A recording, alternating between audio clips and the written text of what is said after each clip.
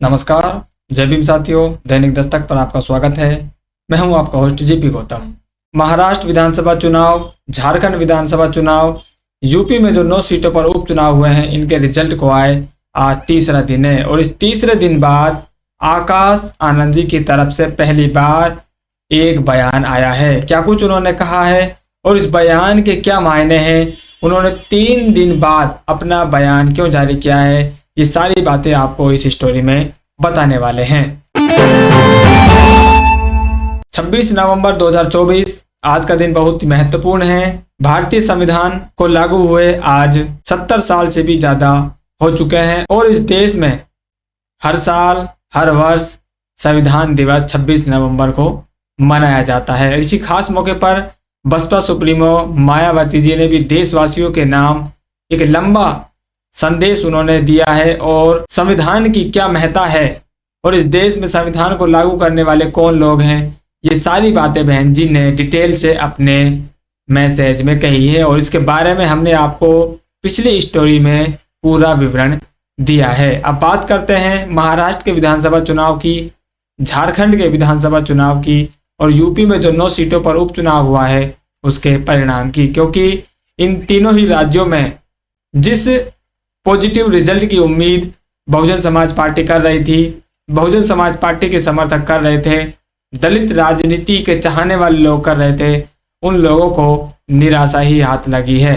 परिणाम आपके सामने है, ज़्यादा कुछ बताने की जरूरत है नहीं।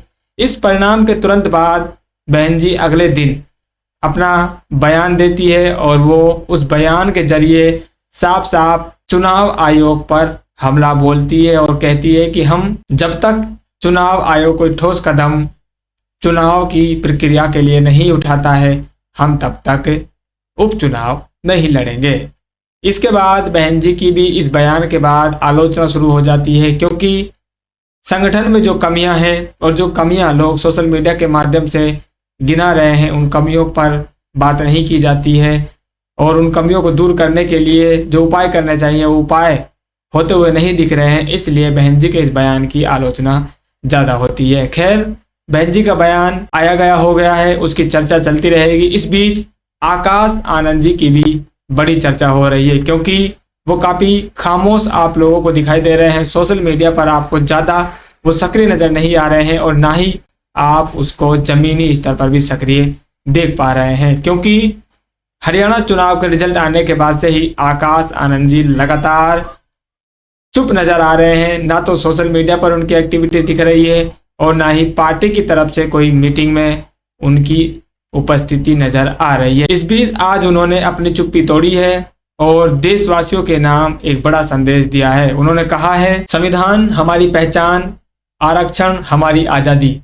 सभी देशवासियों को संविधान दिवस की हार्दिक शुभकामनाएं और बधाई। तो आकाश आनंद जी ने भी आज जो बयान दिया है, देशवासियों के नाम जो संदेश दिया है, वो भी आप कह सकते हैं कि उन्होंने औपचारिकता ही निभाई है। ऐसा कोई खास संदेश उन्होंने देशवासियों के नाम नहीं दिया है, लेकिन ये जो 2 बातें उन्होंने कही है, संविधान हमारी पहचान और आरक्षण हमारी आज़ादी, अगर इसको देखा जाए, इसके मायने निकाले जाएं तो साथियों बहुत ही गंभीर है और बहुत ही सही बात आकाश आनंद जी अपने लोगों के लिए बता रहे हैं। इस संविधान दिवस के मौके पर उन्होंने बहुजन समाज के लिए खास संदेश छोड़ा है कि संविधान ही हमारी पहचान है और ये जो आरक्षण इस संविधान की बदौलत हमको मिला हुआ है, बाबा साहब ने जो प्रावधान आरक्षण के लिए संविधान में किए हैं, ये आरक्षण ही हमारी असल आज़ादी है।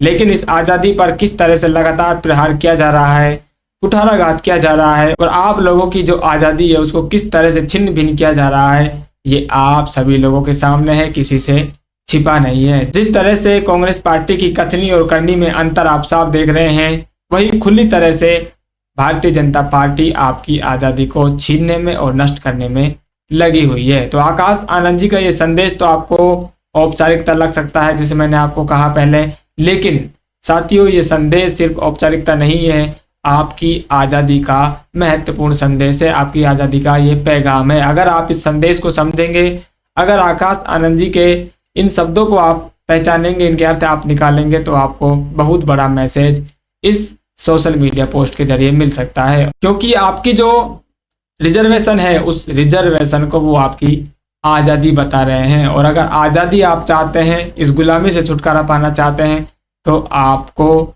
बहुजन समाज पार्टी